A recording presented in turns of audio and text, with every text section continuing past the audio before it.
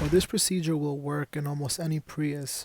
The only difference is the button for kilometers per hour or miles per hour will probably be in a different location. The trip button and display button will probably be in a different location, but it's all the same concept. As long as you can locate those three buttons, you should be good to go. Okay, so to reset this oil maintenance light, you would use these buttons here. So basically what you want to do, you want to come into this screen here. The way to get here is through this display button. You would just cycle through. Then you hit the trip button. You get the odometer.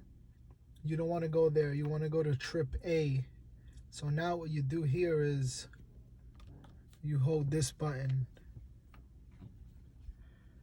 First you turn the key off. So key off. Hold this button down. Turn the key on twice. And now you're good. Hold it until it's done. Then it's complete. This will actually work on any screen, but I just prefer to do it on that one. See if I'm in this screen.